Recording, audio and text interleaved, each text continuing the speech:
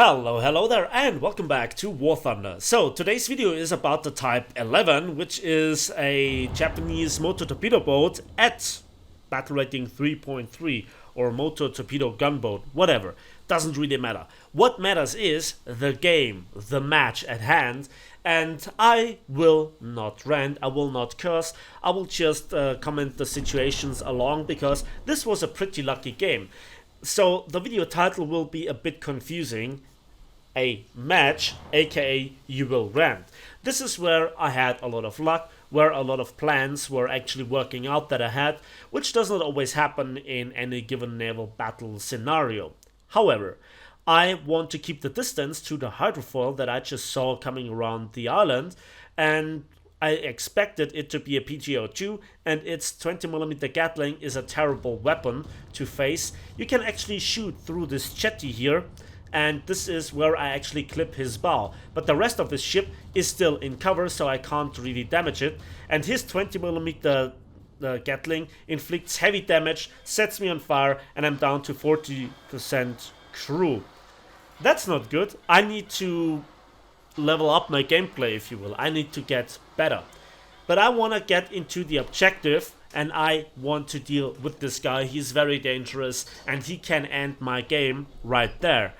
So, what to do? Well, I expect him to pull the same maneuver again, and he actually indicates it. It gets indicated by the torpedo lead indicator, and I drop behind the island where I expect him to stop an artillery strike. That's the only thing that I can do. I receive fire from the right. I immediately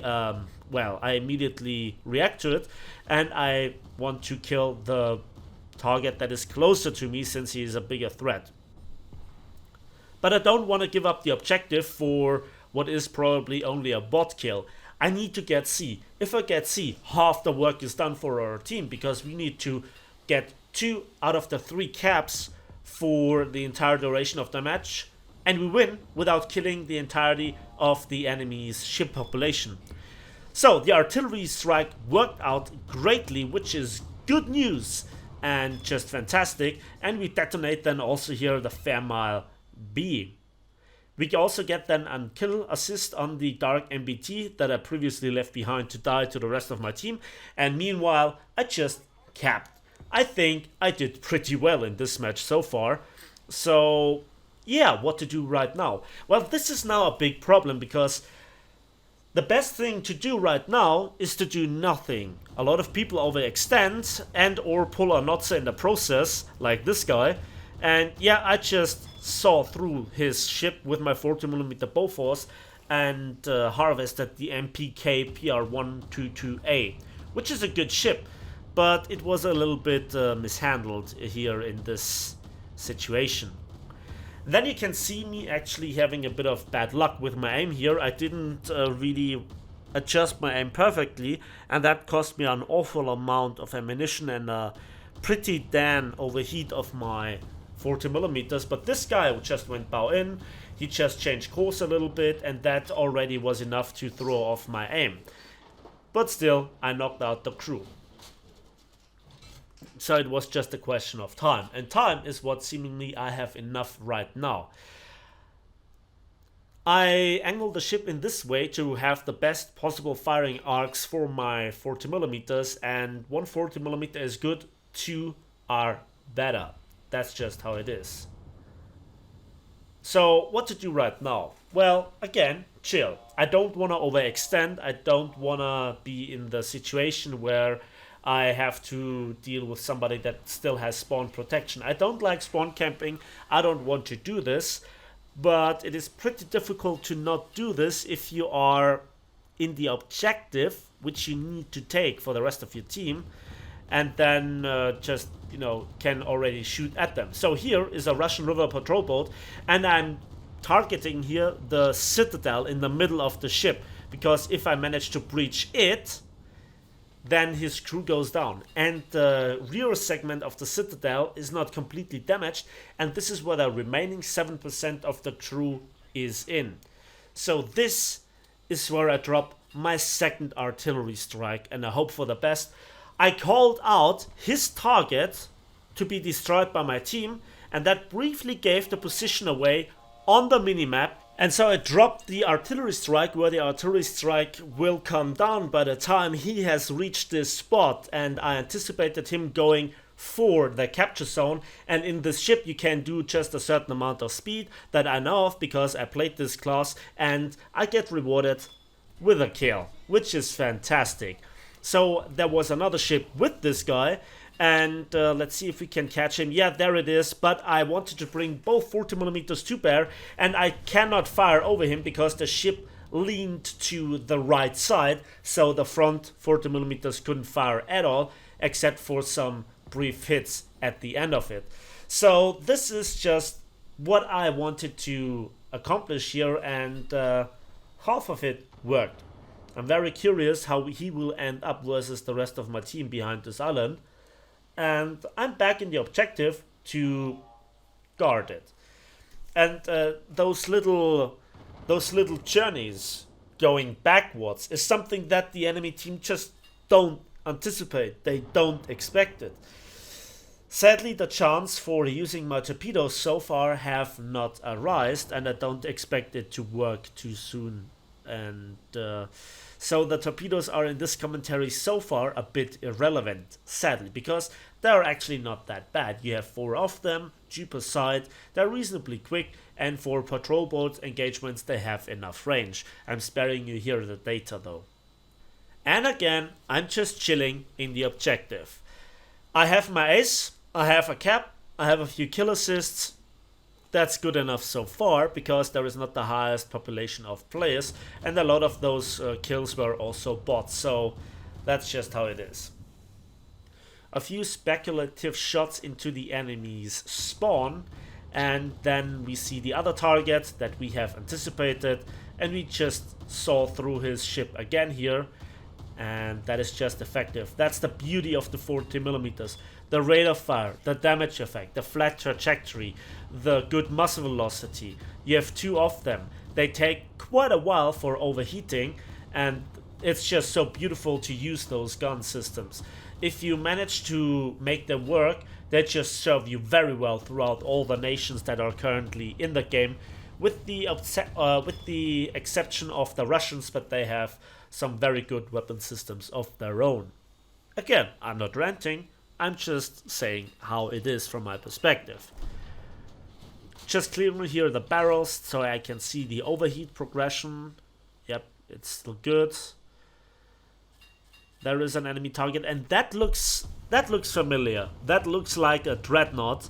So this is one of those Russian river patrol boats, and yes, that looks like the MBK Project 186, and I think it's the Tech True version with the T-34-85 turrets.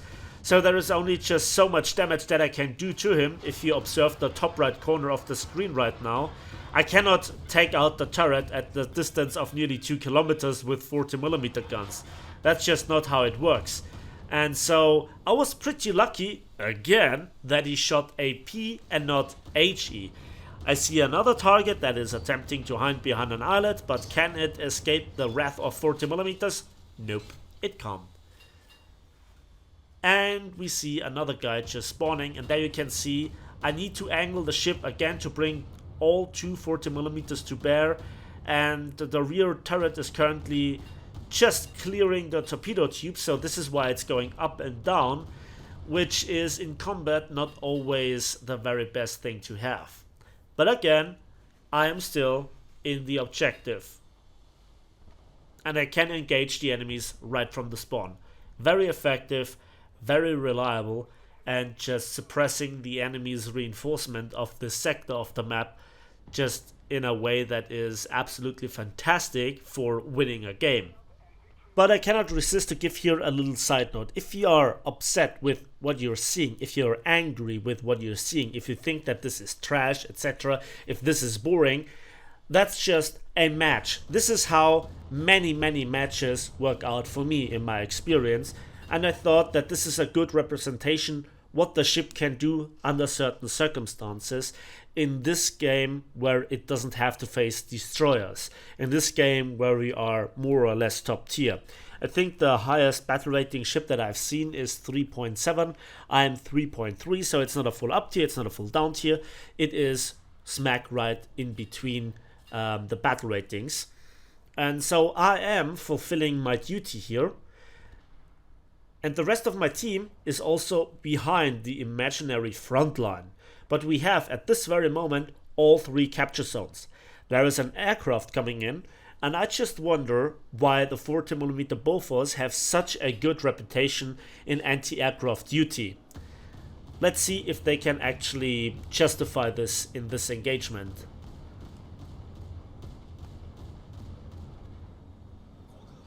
Seems like they work just fine. That was a premium Hurricane Mark II from the Soviets, and 1 HE hit on the wing just slapped it out of the sky.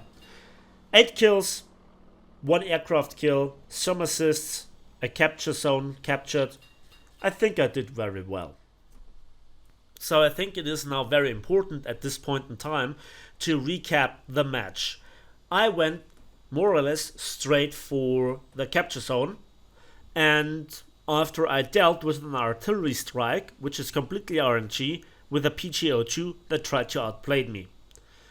Then I captured the point, and I more or less chilled in it for the entire duration of the match, with the exception of one single sling behind the island, if you will, where I then called out another target, dropped another artillery strike. I wasn't really focused down or damaged, and I got away with it. Now let's have a look at the post-battle results, how much it actually pays off.